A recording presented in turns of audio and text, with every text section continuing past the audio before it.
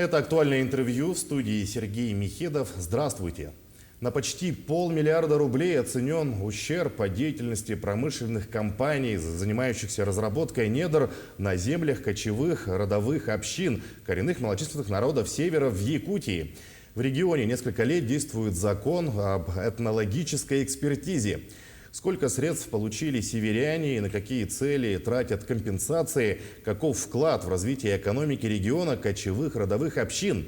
Гость студии Михаил Погадаев, заместитель министра по развитию Арктики и делам народов Севера. Михаил Александрович, здравствуйте. Здравствуйте. Сколько в регионе организовано кочевых родовых общин, каков их вклад в региональную экономику?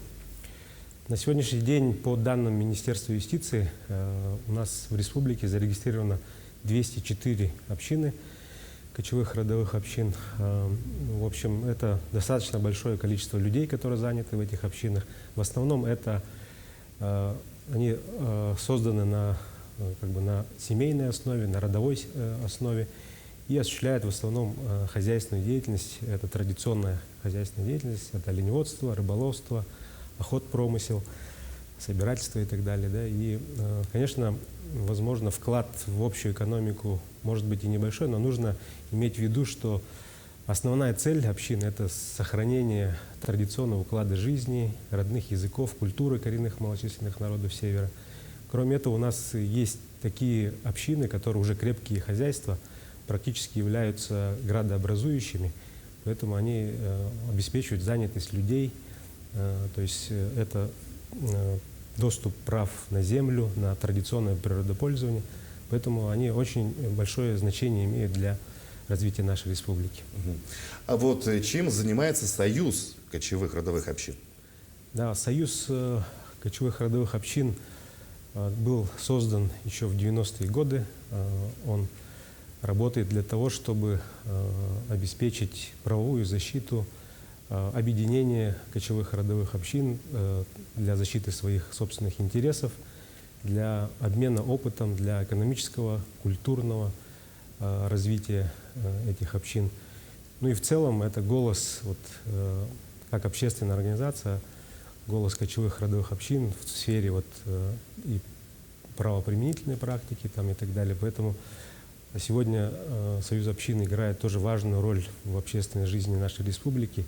Совсем недавно прошел съезд очередной кочевых родовых общин Республики Саха-Якутия, где собрались представители всех районов, где существуют общины, обсудили общие проблемы, наметили планы на будущее развитие и приняли итоговую резолюцию. И нужно сказать, что у нас уже в этом году исполнилось 30 лет со дня принятия закона Республики Саха-Якутия о кочевых родовых общинах. Поэтому 30-летний опыт развития общинного движения у нас в республике является одним из самых образцовых в Российской Федерации. Поэтому опыт достаточно большой. По закону кочевые родовые общины – это некоммерческие организации. Но тогда как общины организуют свою коммерческую деятельность? Ведется ли работа по изменению статуса общины на уровне законов? Да, действительно, изначально в 90-е годы создавались общины как некоммерческие организации. Но это было в духе законодательства федерального. Да? И я уже говорил, что главная цель – это сохранение культуры, языков, традиционного уклада жизни. Но, тем не менее, эти общины ведут хозяйственную деятельность. И, соответственно, конечно же, они и вносят и вклад в экономику. Они, как все другие организации, платят налоги. Они производят продукцию свою местную, да, это оленину, рыбу и так далее. Поэтому есть такая проблема, что наши общины имеют ограниченные возможности для развития предпринимательской деятельности. Допустим, общины не могут получить кредиты в банках для осуществления своей деятельности. А сегодня в условиях санкционного давления все-таки мы считаем, что общины могут играть существенную роль в обеспечении продовольствием местного населения. И необходимо открыть для них возможность заниматься предпринимательской деятельностью. Для этого на федеральном уровне мы вносим предложение в Государственную Думу с тем, чтобы и в Министерство сельского хозяйства Российской Федерации, чтобы общины были признаны сельхозтоваропроизводителями, для того, чтобы они могли получать и государственную поддержку для развития своей хозяйственной деятельности, и чтобы могли вести предпринимательскую деятельность. Но по Гражданскому кодексу, конечно, общины могут вести предпринимательскую деятельность, если она отвечает целям создания этих общин. Поэтому, в принципе, возможность вести предпринимательскую деятельность есть, но мы ставим также вопрос о необходимости снятия налогового бремени, потому что у нас есть примеры торов, там, резидентов арктической зоны, да, и такие же преференции мы должны дать общинам, чтобы они могли развиваться и экономически развиваться, и быть основой для развития местной экономики. Сколько этнологических экспертиз проведено на сегодня в регионе и какова сумма компенсаций? На какие цели их тратят? Закон об этнологической экспертизе до сих пор действует только в Якутии. Да, действительно, у нас Республика Саха-Якутия единственный регион, где на законодательном уровне урегулирован вопрос проведения этнологической экспертизы. Сегодня проведено нами уже 42 этнологические экспертизы. Общий объем убытков оцененный сегодня составляет более 830 миллионов рублей. И эти средства, вот эти промышленные компании, которые ведут свою хозяйственную деятельность на территориях проживания малочисленных народов, они выплачивают общинам коренных малочисленных народов, которые затрагивают их деятельность. Да? Но это вот, чисто с точки зрения реализации Гражданского кодекса о возмещении любого ущерба. У нас ведь кроме этого есть постановление правительства номер 1488 о возмещении убытков хозяйствующими субъектами, коренным малочисленным народом Севера. И, соответственно, на федеральном уровне признано то, что компании, которые ведут свою хозяйственную деятельность в местах традиционного проживания малочисленных народов, они обязаны возместить весь ущерб. И кроме этого мы призываем все компании также участвовать в социально-экономическом развитии муниципальных районов, муниципальных образований, для того, чтобы развивалась и инфраструктура, и экономически, чтобы эти районы развивались, потому что в местах традиционного проживания в основном это отдаленные, труднодоступные населенные пункты, инфраструктура развита слабо, и здесь необходима поддержка промышленных компаний, конечно. Ну, вот вы назвали сумму в 800 миллионов, все ли средства дошли до там общин? каждая компания определяет свой график, потому что сроки лицензионных соглашений они разные. То есть где-то там 20 лет, где-то они 1 год работают и так далее. Поэтому есть определенные графики платежей. Какие-то компании единовременно выплачивают, какие-то ежегодно. Поэтому, да, эти выплаты идут, мы контролируем, общаемся с промышленными компаниями по выплате этих компенсаций. И, конечно же, общины по своему усмотрению используют эти средства либо для развития своей традиционной хозяйственной деятельности, либо на другие цели. Как община на сегодня взаимодействует с промышленными компаниями, ведущими разработку недр на их территории?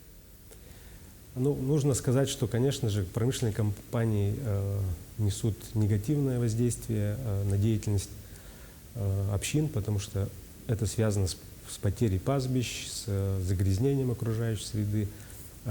Наши общины, в основном, которые занимаются оленеводством, охотпромыслом, рыболовством, они, конечно же, очень тесно связаны с природой, с природной средой. Вот, поэтому сегодня Республика Саха-Якутия заключает соглашение о сотрудничестве между промышленными компаниями и нашими муниципальными районами. Вот, есть опыт уже определенный сложился, да, и компании участвуют в социально-экономическом развитии мест традиционного проживания коренных малочисленных народов Севера. Есть, конечно же, проблемы, когда компании некоторые не проводят этнологическую экспертизу, например, не выплачивают компенсации. Есть компании, которые отказываются участвовать в социально-экономическом развитии мест традиционного проживания. Но для этого мы тоже ведем работу, в том числе вот по упомянутому постановлению правительства. Например, в Момском районе одна компания, это ООО «Восток», подписала соглашение с Советом при главе Республики Саха-Якутия по вопросам коренных малочисленных народов Севера и будет выплачивать компенсации в размере 15 миллионов рублей этим общинам, на территории которых они действуют. Вот, то есть прямые отношения компаний и общин, и они основаны вот как раз-таки на нашем законодательстве по этнологической экспертизе, по территориям традиционного природопользования. И, конечно же, мы ищем баланс интересов, ищем возможности для конструктивного диалога между компаниями и общинами. И я думаю, что, в принципе, опыт республики показывает, что можно добиться существенных результатов, если будет это основано на взаимном уважении, на взаимном доверии. Вот, поэтому, конечно же, промышленность должна развиваться, экономика нашей республики должна развиваться, но при этом должны сохраняться и те территории традиционного природопользования, которые существуют, и должна сохраняться культура и быт коренных народов. А вот кто помогает кочевым родовым общинам с вопросами по юридической сфере? Ну, во-первых, наше министерство, мы осуществляем помощь нашим общинам по юридическим вопросам, по вопросам применения законодательства. Очень часто возникают проблемы, связанные с доступом к природным ресурсам, это по охоте, по рыболовству. И мы считаем, что наше министерство должно быть таким единым окном для всех общин, для решения их хозяйственных вопросов, правовых вопросов. Поэтому мы оказываем всяческую поддержку. Кроме этого, также у нас есть Союз общин коренных и малочисленных народов Севера, который также ведет деятельность, в том числе по помощи в правовой сфере. Существенную поддержку оказывает Ассоциация коренных и малочисленных народов Республики Саха-Якутия. Это одна из старейших общественных организаций, очень уважаемая, авторитетная. И они также, их юристы, помогают нашим общинам.